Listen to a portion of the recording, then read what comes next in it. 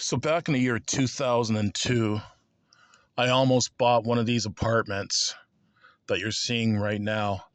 This is in Newcastle, Ontario, Canada, and this specific development is called the Port of Newcastle.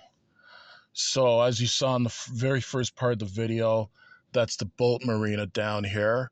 This is Lake Ontario, and remember seeing this place advertised. I don't remember if it was in the newspaper or heard it on the radio or what, but saw it advertised, had to come check it out because it's been a lifetime dream for me to live on the water, like to live on one of the Great Lakes or something. I just love being by the water. I find it so relaxing, so tranquil.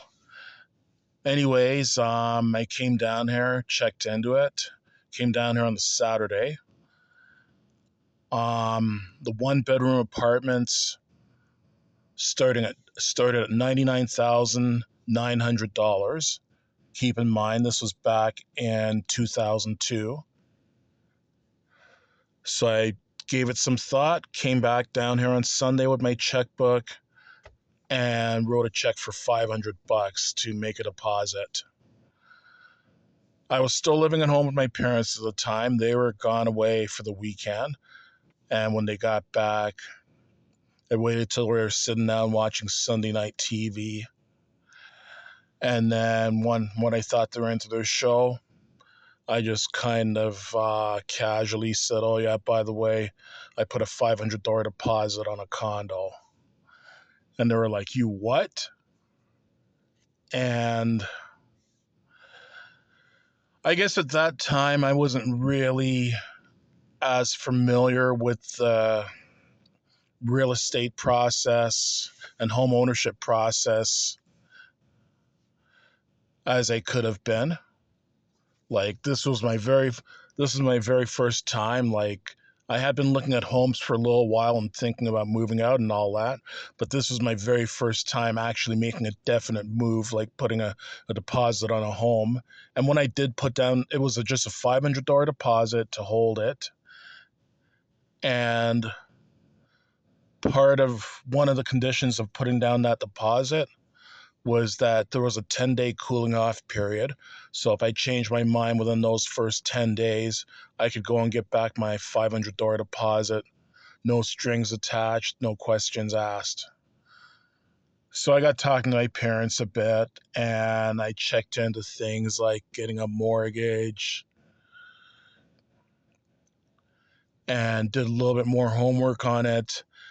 And I just kind of thought to myself, well, maybe I'm not quite as ready for home ownership as I thought I was. By the time you consider all the things like not just the mortgage, but the maintenance fees, property taxes, utilities, all things considered at the end of the day, it really is a lot to digest. Home ownership is a huge responsibility with a lot of expenses to it. Like this place is absolutely lovely. Like I'm in the area right now. I was just driving by it on the 401. So I just had to come down and take a look at it to see how this came to fruition. It's hard to believe that these apartments are already 23 years old. Time flies. Um anyways, I have mixed feelings about it. In some ways I regret not going in and and sticking to it and getting myself an apartment down here. But in other ways, I'm glad I didn't. Number one, it's very, very car dependent, car centric infrastructure down here. Like this part of Durham region in Ontario, Newcastle, Ontario, it's very car dependent. They only have very, very limited transit service down here. And last time I checked into it, I don't know if it's changed, but last time I checked into it, they only offer transit service down here during rush hour on weekdays. And I think it's transit on demand kind of thing where you have to call or go online to specially request a bus. So if anything happens to your car, you're kind of screwed down here. Yeah, you'd have to rent a car or rely on taxis, Ubers, whatever. And right now, I happen to be renting an apartment for $618 a month in London, Ontario. And my rent is set to go up to only $631 a month. So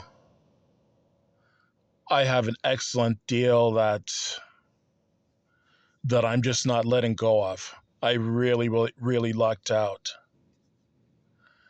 Even if I was mortgage free by this point, even if I could have paid off this mortgage, it would have been probably like a mortgage ranging anywhere from 25 to 40 years. But even if I was mortgage free by this point, I don't know. I'm guessing my expenses probably would still be more than $618 a month. That $631 a month figure I gave you, that's how much my rent is going up to on New Year's Day next year. So, anyways, I'm sure that all my household expenses, maintenance fees, property taxes, and utilities would probably exceed $631 a month. Plus, I'd have the expense of car ownership as well too. I don't only I don't currently own a car, and I haven't owned a car in like 12 years. This car that I'm driving right now is a rental car. By the way, this is a 2025 Toyota Camry hybrid. I plan to do a review on this, so keep watching if you'd like to see my review of this. Keep watching my channel. I'll be uploading a review very soon of this 2025 Toyota Camry hybrid. Love it. But yeah, I don't own a car. Haven't owned one for 12 years. And I've saved myself many tens of thousands of dollars over the last 12 years by not owning a car. And I have no plans to buy a car um, anytime soon, if ever, actually. Like the only way I see myself getting a car if I win a car or if I happen to come across lots of money. That's about it. The current apartment I have, it's located on three major transit routes. And I'm quite happy where I am. I didn't understand. Please try. So everything happens for a reason. In some ways, I do regret not buying an apartment down here, but in some ways, I'm happy I didn't buy an apartment down here either. So, everything happens for a reason. So that's that. In general, I'm quite happy with with the decisions I've made. The majority of them, anyways.